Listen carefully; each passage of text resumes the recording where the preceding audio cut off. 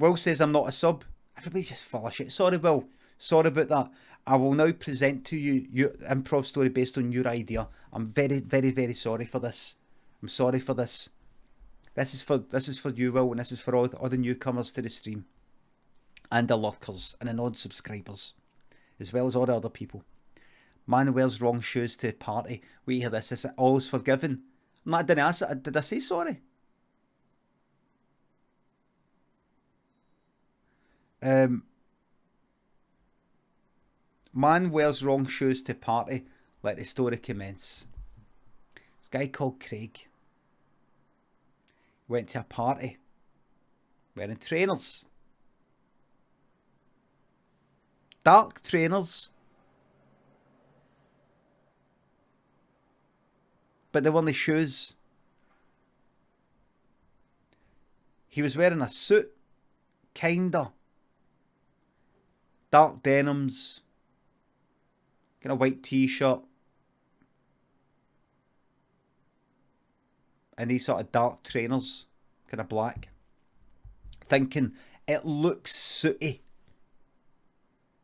It kind of looks like a suit. Because it did say black tie. Black tie. It was an awards ceremony thing, some fucking stupid fucking award thing. Black tie. So he thought, I've not got a suit and I don't want a suit, I don't wear suits. And I'm going to change things up a bit. But I will go along with the kind of general colour. Dark sort of there, sort of shoes. I'm not going to wear like, white trainers. So he got to and the person at the door said, I'm sorry, that it's a black tie. So he went away, got a shot, came back, like he swapped with somebody. It was dead funny. Sorry, no denims. He swapped it with somebody else. It's funny, they dropped it out the toilet window and then they had the denims on, knew that they were inside. It's really, really funny. And then they went, right, in you go. And he got in. And then they went, Those are not shoes. Those are trainers. And he said, trainers are shoes. Trainers are a type of shoe. No, they're not. They're trainers. You need to wear suit shoes. He said, so what would you call footwear? What would you call stuff you wear? If they're called shoes? I don't know. Sandals on the shoes. And Craig went, well, I'm in now, right? I'm actually here to collect an award. And the bouncer, this bouncer was going through pretty fucking bad time, by the way. It doesn't excuse what comes next here, but was going through a really, really bad time. And this was said in court. The bouncer, by the way, just to let you know, let's do this in a sort of back to front way. The bouncer is right now doing a life sentence, no chance of parole, and has got a PS5 the lot. Anyway, because we do that.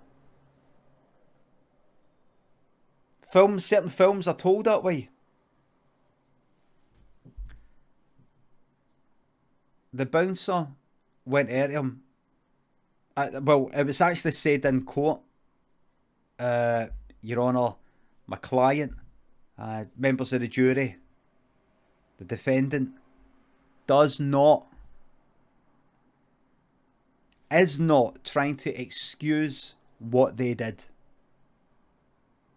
Merely offer an explanation in the hope for some understanding. He is more than willing to go to jail for this, and indeed he will. But simply to offer an explanation to anyone who wonders why someone would do something like this. He himself is hoping for help. He wants help so that maybe some other people don't end up like this. And he wants to take this opportunity. he has asked me, as his defense lawyer, to please serve him the maximum tariff for this crime. Which goes well against my training. It's not, just, so what to say that right now, it's not my fault. Some laughter in the courtroom. Craig's family. This isn't a laughing matter. And the reason why it wasn't a laughing matter was the bouncer walked up to Craig and went like, "What's that? I'm here to collect an award, and I'm in now." It was a Scottish BAFTAs, right? And they had one of these, one of them.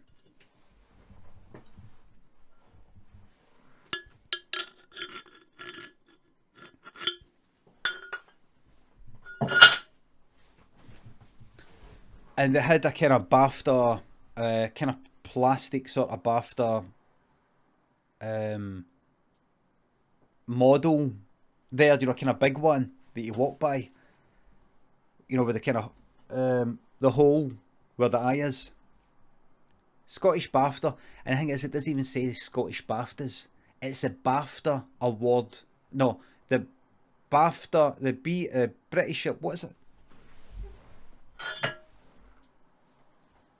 British Academy Scotland Awards.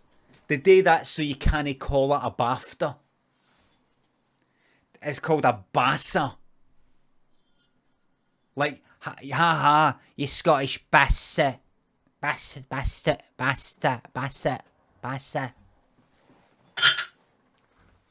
They do it so you can't actually call it a BAFTA. That's my thinking. That's what it said there. Anyway. The bouncer went like, "Come here, you. Come here." Craig went like, "Alright, what? Come here, you. Come here, tell me. You're an award, come here. Yeah, tell me, come here. Craig was like, "What's this? What's this? Is this guy a bit of a character?" Because he's like, "Come here. Yeah. I want to show you something." And he took him round the bouncer guy took Craig round to the award, which is right there in front of everybody, the big model, and said, "Put your head through that. I'm going to take a picture." And Craig went, "What? If you don't, let me take a wee picture, because I've seen you. I'm joking, I've seen you. Can I take a picture?" People have been putting their head through the hole, the eye hole. "Take a wee picture. I'm just pulling your leg. Oh, my wife, my Waynes, they love you." Craig was in a kind of like Scottish drama thing. Wasn't the main character, but wasn't even really supporting really. But they played a bit of a big character, bit kind of funny, but wasn't like the main character. Can I get a picture? And Craig, whose star was rising, was like, "Aye, alright." Went along with it, like, can't believe it. Getting recognised. I mean, it was on the telly, but for somebody to go to this effort, put his head through the hole, and this bouncer grabbed his head, right? And Craig went, "Don't, that's hurting, that's sore. Don't, that's sore." And the bouncer pulled his head down until, like, pulled it down. Oh!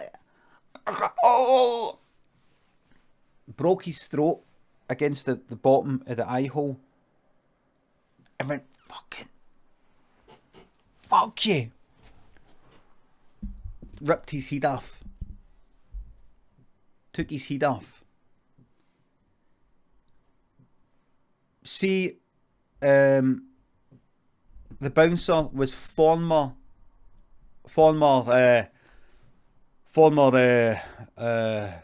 British Army. They sent him out there They send these boys out there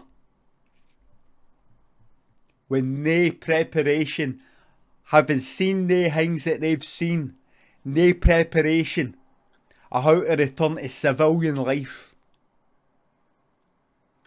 They've just saw their best fucking pal blown up, and I'm meant to return back and get a fucking job just having a wee bit of small talk with fucking somebody that's a fucking bus driver.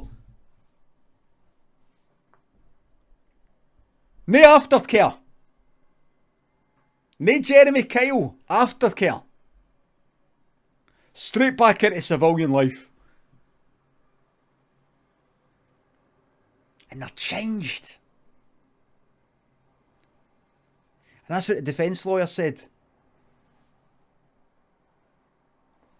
My client, John, he saw his best friend's head blown off with a single explosive bullet.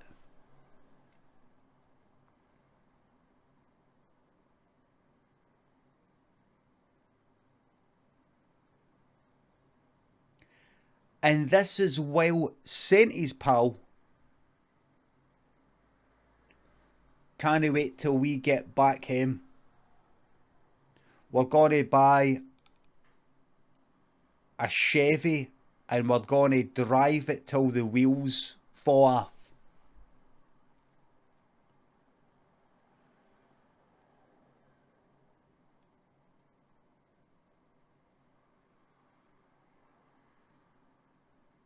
We're going to buy a 56 Chevy. Next thing you knew, the heat was completely blown off. While the pal was speaking, and actually, at the moment of the explosion of the heat, this bullet, the word still came out. You know, like the breath had been put in, and it came out, and then it all exploded. And so the word, the last word that was mate. You're my best mate, said John. And the word mate went like that, splat.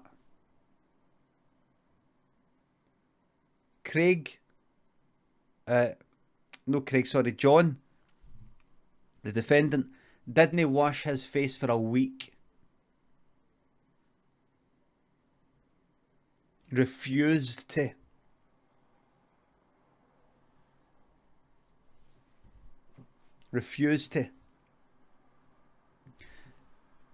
And his pal John, his face had exploded in such a way that the whole face had went onto John's face, but inside out. Anyway, a terrible. And anybody he told that story to laughed. The civilians, because they don't get it. They weren't there. To them, it's like something in a fucking story or something in a fucking film or something you read in a book. There's a distance. You can distance yourself from it and laugh about it. But when it's fucking happened to you, it just makes you fucking angry.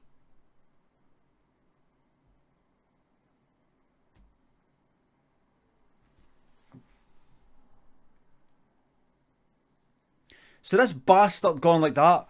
Oh, I've got to go and get my award. Oh, I'm not going to wear that suit. I'm going to do what I want. They were up at 5 in the morning. Up!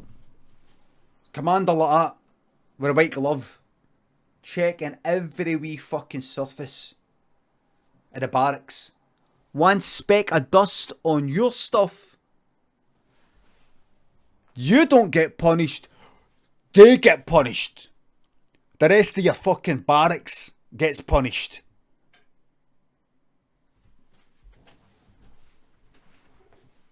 To turn them against you. Turn the barracks against you. No clown twist, no clown makeup face inside out. No clown twist. This is fucking... Grow up.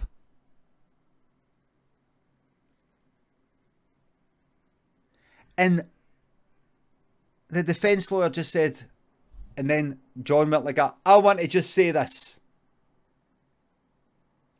I did it. Maybe I don't know what's going on in my head. I've asked you to help me. But maybe I did it to fucking show you cunts.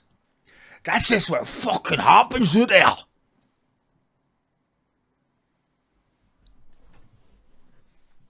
This isn't some special effects in one of your wee programmes. This is a real world. And he turned to the jury, John, and he went like that. You better fucking lock me up, by the way. You better lock me up for life. Because see if you fucking don't, I'm coming for you. I'm coming for you. I'm coming for you. You. And your fucking wains. And I'm going to take all your fucking heads off if I get out. So he's got life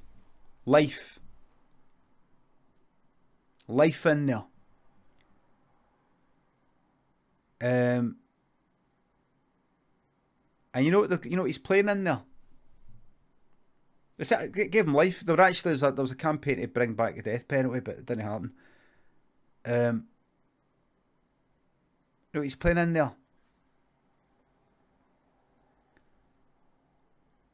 Warzone.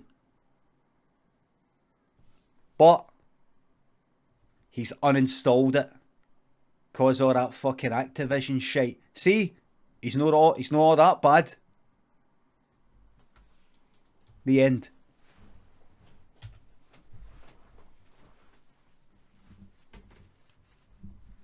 There you are. There you are. He's all right. There you are. There you are. He's all right.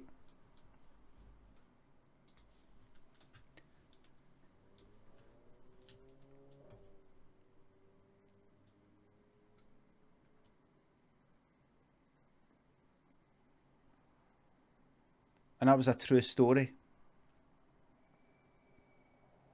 How do I know?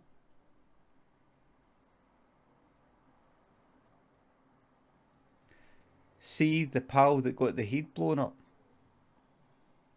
with an exploding bullet? That was me. That was me, but they put me back together again. John, I'm alive, mate.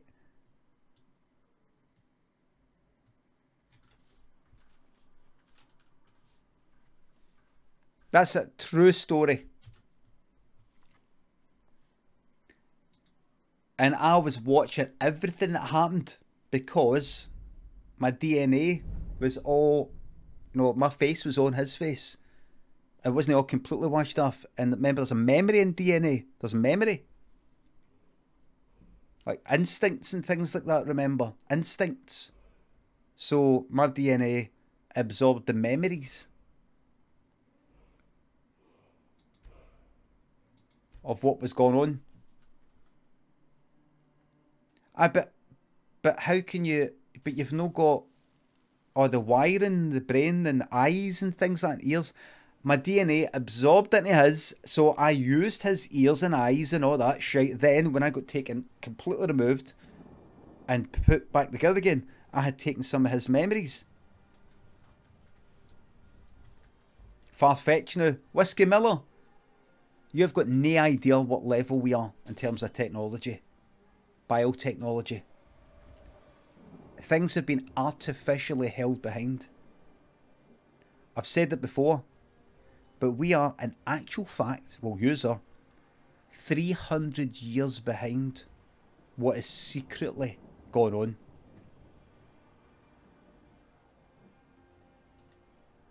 I want you to imagine, and I don't want to give the plot away to any kind of film, but imagine there's a wee village, an old, a place like this. I don't know, show it on the screen.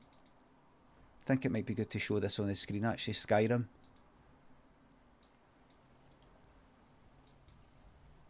And to the people the people who live there.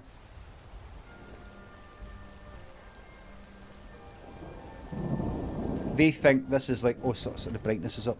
They think that's how, like, that's the time that they live in. They don't. It's all they know. Not to give away the plot of any film. They have been actually born and brought up in this village here, but in actual fact they're in modern day and they don't know it. They don't know it. What they don't know is just outside, like, all the mountains and all that they can't get past, there's like fucking, you know, the internet and things like that.